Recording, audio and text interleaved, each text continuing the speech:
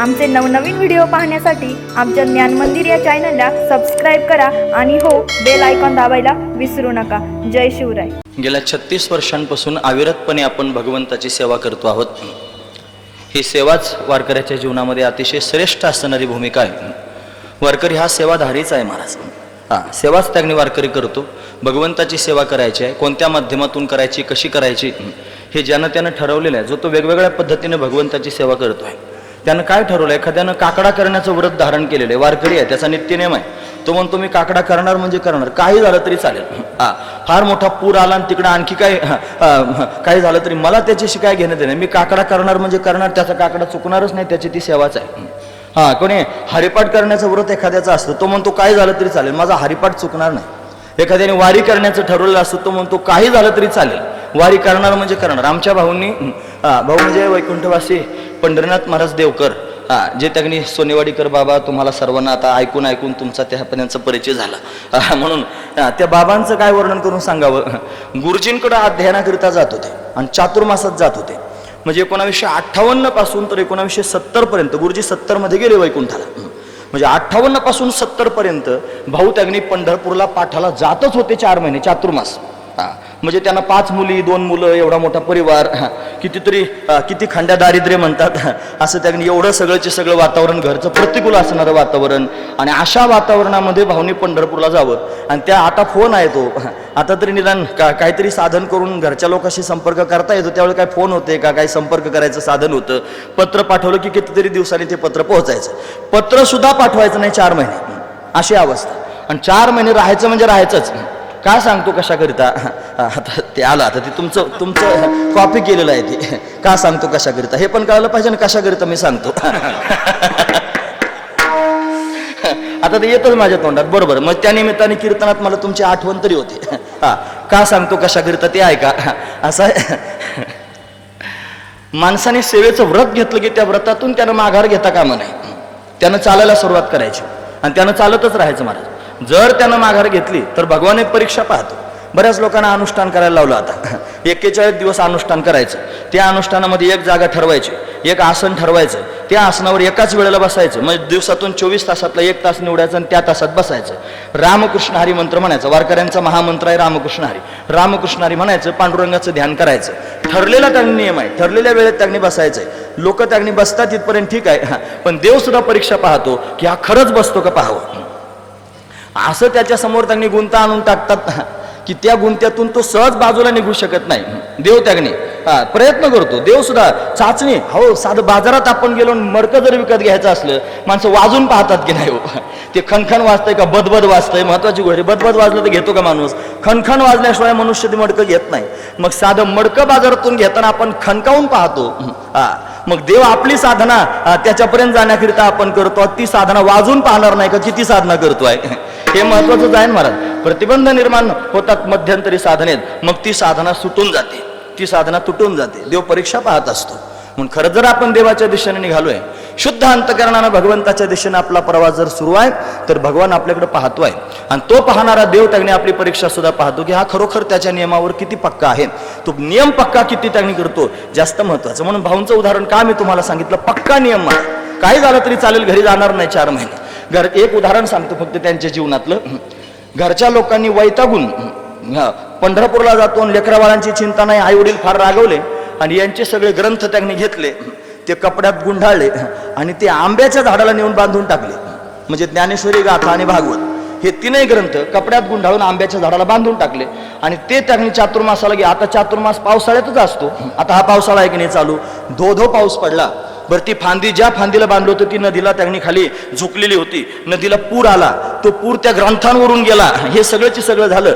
आणि हे चातुर्मासाहून घरी आल्यानंतर त्यांनी पाहिलं, माझे ग्रंथ कुठे आहेत? म्हणे ते झाडाला बांधलेले आहेत, बघ जा म्हणे तिकडे जाऊन. घाय धावत गेले आणि ते ग्रंथ सोडून पाहिले. विशेष गोष्ट सांगतो, ते ग्रंथ तिळमात्र सुद्धा भिजले नाहीत, कोरडेच निघाले, कोरडेच निघाले. तुकोबारायांची गाथा 13 दिवस पाण्यात राहून कोरडी निघाली. भाऊंचे ग्रंथ त्याने 4 महिने पाण्यात राहून खऱ्या अर्थानं कोरडेच सापडले. हे काय आहे? ही भगवंतानं परीक्षा घेऊन दिलेली उत्तीर्णता आहे. हा उत्तीर्णतेचा शिक्का आहे महाराज. ही मोठी गोष्ट आहे, ही सामान्य गोष्ट नाही. पण परमार्थ करणाऱ्या माणसानं हुरहुर परमार्थ करत जाऊ नये. त्या एक मनच आहे, हुरग हुराने पंढरपूर अशी हुरहुर पंढरपूर नसावं, हे जे हुलजुत्यासारखा त्याने परमार्थ नसावा.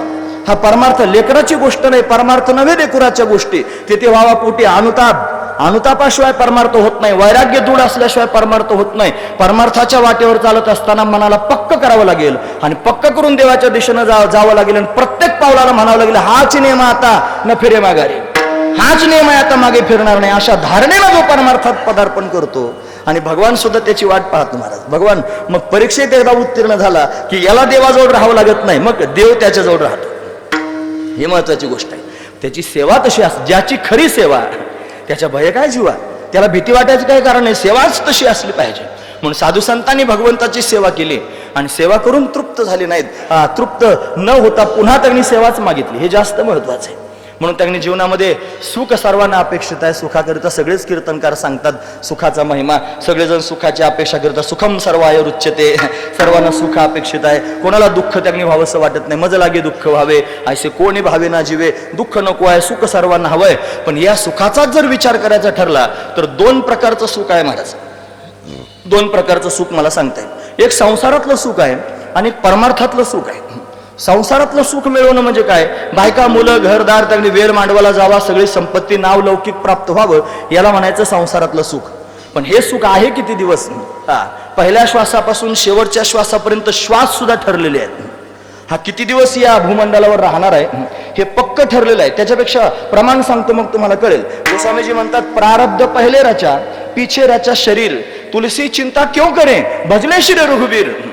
परत सांगतो प्रारब्ध पहिले रचा पीछे रचा शरीर. आधी प्रारब्ध तयार झालं मग शरीर तयार झालं. मग आपलं प्रारब्ध जर आधीच तयार झालेलं आहे, कुठे काय होणार आहे या सगळ्या गोष्टी आधीच ठरलेल्या आहे. प्रारब्धेची जोडे धन, प्रारब्धेची वाढे मान, प्रारब्धेची भरे पोट, तुका करीना बोबाट. या सगळ्या गोष्टी प्रारब्धानं जर होणार आहेत मग आपण चिंता करण्यात काय तात्पर्य. मग काय केलं पाहिजे, भजले श्री रघुवीर, भगवंताचं भजन केलं पाहिजे, भगवंताचं चिंतन केलं पाहिजे. तो सर्व काय करण्याकरिता समर्थ आहे. मला काय हवंय मला काय नको आहे या सगळ्या गोष्टी भगवंताला कळतात. मग त्याच्याकरिता अट्टहास करणारा जो मनुष्य आहे तो संसारी मनुष्य आहे. तो संसारातल्या सुखाची अपेक्षा करतो. एक सुख आहे संसारातलं, दुसरं सुख आहे परमार्थातलं सुख.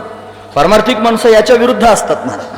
ते या सगळ्या गोष्टींकडे दुर्लक्ष करून, आता भाऊंचं उदाहरण आपण ऐकलं की त्यांनी सगळ्या प्रपंचाकडे दुर्लक्ष करून परमार्थ केला. मग परमार्थाचा अट्टहास केला. कशाकरिता परमार्थाचा अट्टहास आहे, तो परमार्थाचा अट्टहास सुद्धा सुखासाठीच आहे.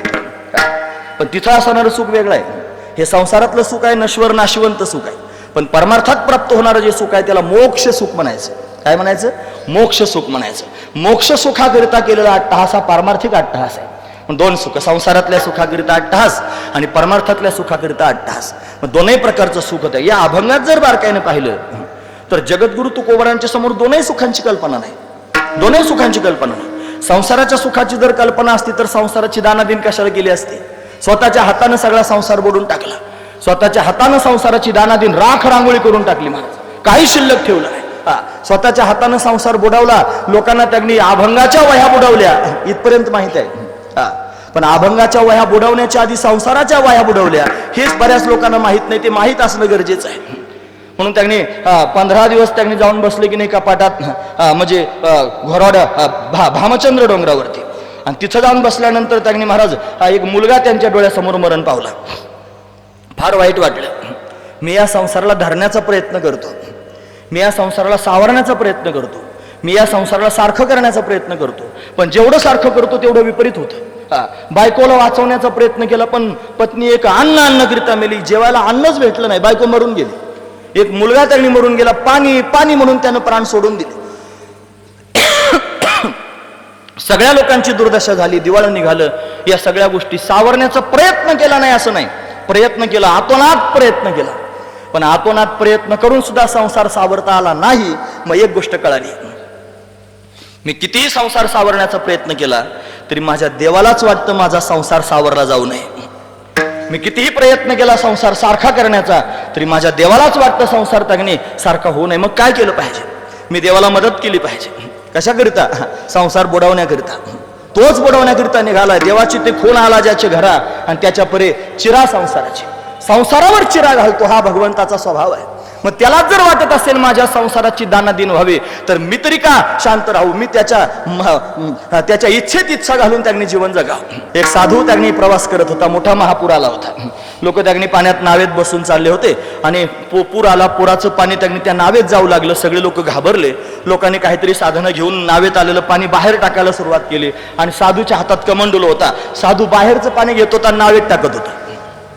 लोक म्हणले बघा, सगळे लोक नावेतलं पाणी बाहेर टाकतात आणि हा साधू त्यांनी बाहेरचं पाणी, हा भक्त आहे म्हणे देवाचा, याला समजायला नको का?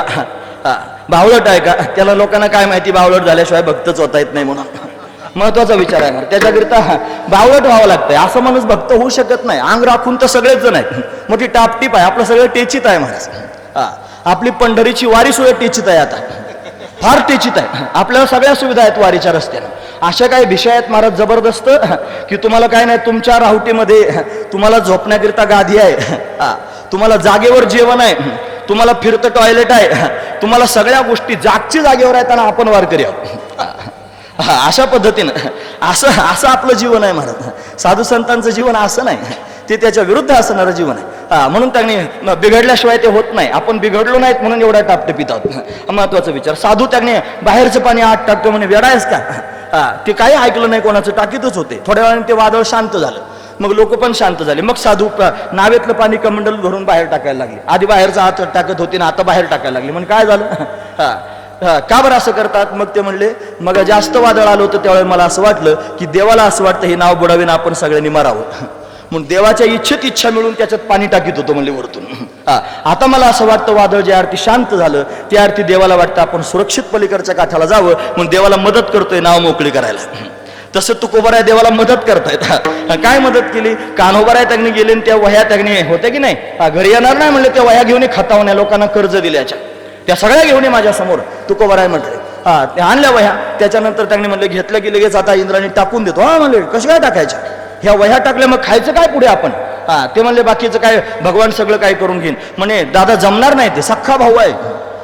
जमणार नाही म्हणल्यावर एकच गोष्ट, त्याचं जमणार नाही म्हणण्यातच गोष्ट कळली, याला वाटणी पाहिजे. वाटणी. तुकोबाराने वाटण्या केल्या महाराज वह्यांच्या. महिपती महाराजांनी लिहिलं हे स्वतः. वह्यांचे 2 भाग केले. अर्धा गठ्ठा कान्होबारायांच्या हातात देऊन टाकला आणि अर्धा गठ्ठा आपल्या हातात घेऊन सगळा गाव जमा झाला होता आणि सगळ्या गावाच्या समोर तुकोबाराने वह्या पाण्यात बुडवून टाकल्या. प्रपंचाच्या वह्या आधी बुडवल्या, मग परमार्थाच्या बुडवल्या. आणि महत्वाचा मुद्दा आहे, प्रपंचाच्या बुडवल्या त्या बुडणारच असतात, नाही बुडवल्या तरी त्या वरती आल्या नाहीत. पण महत्वाचा विचार असा आहे की परमार्थातल्या वह्या पाण्यावरती तरंगल्या. त्या का तरंगल्या? त्याचं कारण संसाराच्या वह्या पाण्यात बुडवल्या म्हणून परमार्थाच्या पाण्यावर तरंगल्या. हे लक्षात घेण्यासारखंच आहे.